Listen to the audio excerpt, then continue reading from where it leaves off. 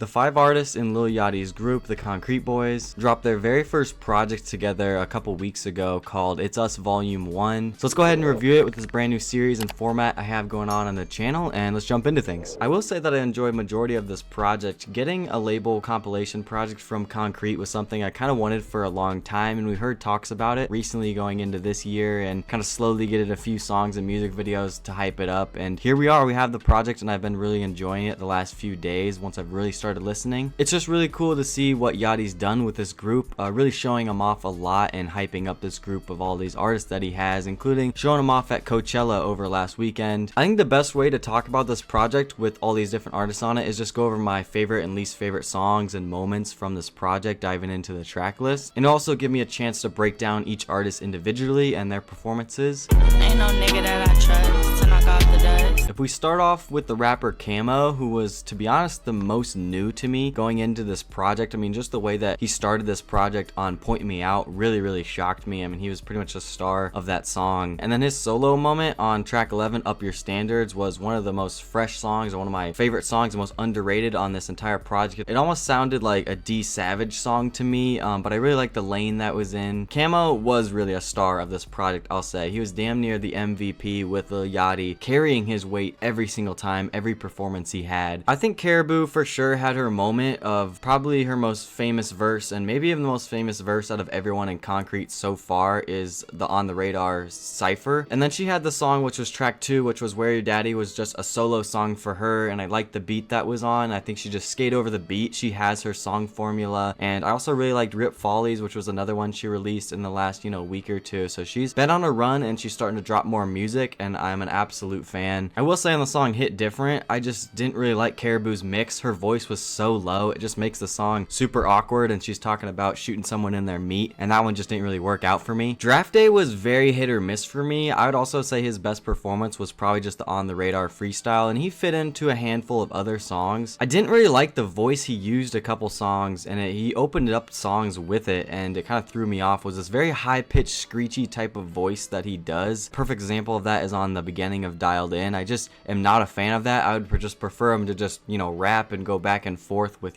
Camo or some of the other guys a lot better. And then the last song on the project, I would genuinely just cut it, Pink and Blue. I just really didn't like that song at all. It sounded like really bad little keyed to me. I would have just ended it after the Cypher, track 15, if I'm being honest. And then DC2 Trill is another one that was still fairly newer to me. I've heard a few songs from him, but his standout moment was for sure My Life, which is one of my favorite songs on this project. He consistently pretty much did his job. I think he had the least amount of appearances on the project. I somehow failed to mention my favorite Yachty moments and songs on this project, which was easily Pimpin' Ain't Easy, MOB, and La Reed. Of course, Yachty did amazing, and he probably did a damn good job of curating probably this entire album. And some other songs that I wanted to mention that were just interesting collabs were Jeff and Lita, which I think was the better Caribou Yachty song rather than Not the Two. Then the other couple songs where it was just every member of Concrete on the song, Two Hands, Two Eyes, 10 Whips, a great collab if I'm being honest, and then it had kind of 2 parts to it. Combining those songs together I think was actually a smart idea to keep the energy going. Most songs were really short unless they had a whole bunch of artists packed on them. So the other one that was pretty long was Die For Mine. I think again everyone did their thing, was a very enjoyable track, and then you even get Yachty kind of singing and doing a breakdown in the last minute. I was actually surprised that they didn't have bigger collaborations, which kept the song formula pretty good, and I actually liked majority of the track list and the way they set up the whole project. I just spend a bag, nigga, pour the Sprite. Another key ingredient to Volume 1 was the beat selection and the type of beats that they were on. I just think Yachty in general has had some of the best beat selection in the last year, and I've really enjoyed a lot of the production style he's had. If we just look at Point Me Out, the first track, I didn't expect him to start off the album with a kind of a rock inspired guitar, and then it like turns into a jerk beat, which a couple songs had on it. But then we've seen kind of the Detroit influence on songs like